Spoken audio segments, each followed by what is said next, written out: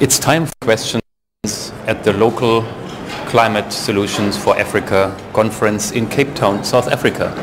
With me is Mayor Obed Mlaba from the city of Durban. City of Durban will be hosting the next United Nations Climate Conference, also known as COP17, later this year. So who should be safeguarding the climate? Looking at the world of institutions, which bodies or which mechanisms would be the right ones to take care of a global common good such as climate, which is not bound to a territory, not bound to a city alone, not bound to a country alone, but which is shared globally? I think humanity, all of it, must take full blame and full responsibility for ensuring that we live in a livable climate in the world that has got future for our generations. I think this power business that we had in the world is, we've gone too much with it. I think we forget that the only source of power that is out there is God. We can play with the power that we have in the world, but it's always short-lived. I remember when I was born, you were talking of the superpowers. I'm not so sure whether there are any superpowers anymore because of the emerging new economic powers out there. But unless themselves, as they emerge, they do not carry on in the manner in which the former powers did, we are running that risk. So I think in Durban, these are the kind of discussions that need to be ensued and be taken quite seriously. That is that power over everybody does not help if that power destroys, because you end up being power to yourself. We have no one to rule. But if power is about sharing the resources of the world and ensuring that all humanities live in a comfortable way, then your power is effective because you are able to share and you are still able to leave a lot for the future generations to come. I think if all our leaders, both politicians and the business, particularly the business people, sometimes they hide behind politicians. Actually, they are the ones who sometimes perpetuate too much of greed to the extent of destroying communities where they're either extracting certain minerals or whatever.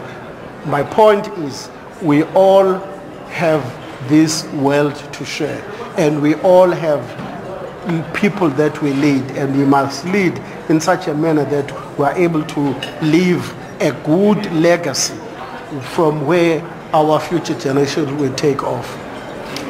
So what you have just explained suggests that it cannot be just the United Nations, meaning the national governments, to take care in a full and comprehensive sense of the global climate. It cannot be just the business sector. Absolutely. It cannot just be private households. Absolutely. It cannot only be scientists. How can you envisage, can one work together and create a mechanism that helps and ensures that we safeguard the global climate?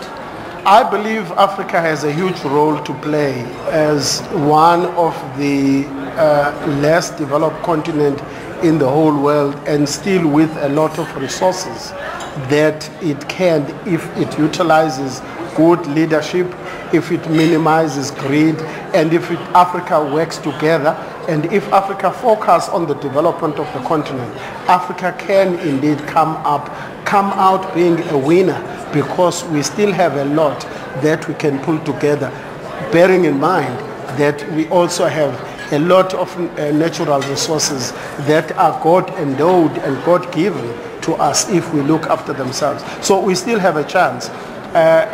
All we need is to work together and have this supervision that says everything that is out there we can share and share equally well, both with existing communities, but also with the future generations that are to come. Otherwise, we are all going to sink, and when we sink, the whole world is gone. Considering where we need to go in our cities and communities, We have to go a low-carbon development path. We have to adapt the cities to make them resilient to climate change and to disasters. We have to adjust our consumption levels to what nature provides. Do you think you and your work have made a difference? I think in the last 15 years of my being a mayor of Durban, yes, indeed, very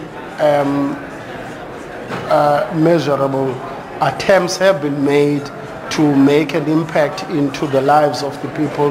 There's still a lot to go, bearing in mind where we all come from, where we were separated as different communities, either by race or class or whatever.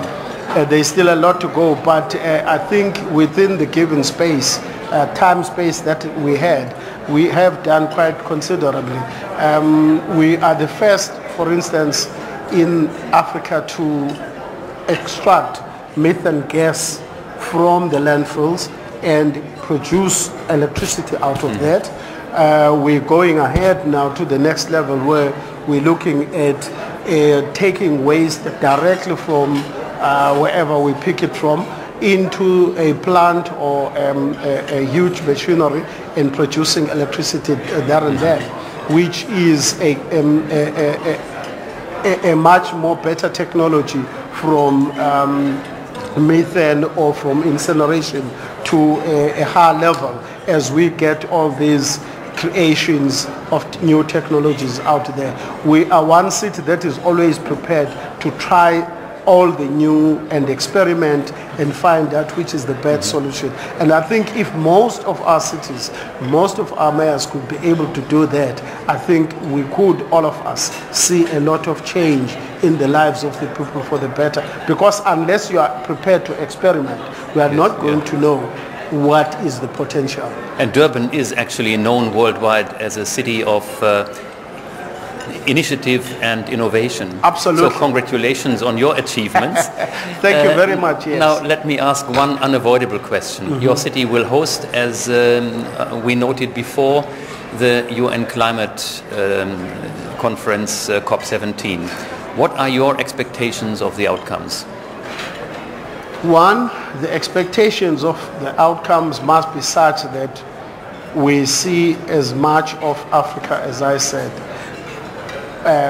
congregating behind one purpose, and a purpose that sends the message that Africa has a potential to grow, but grow being much more greener, much more compliant of the new challenges that we are faced with right now. I think Africa has got that.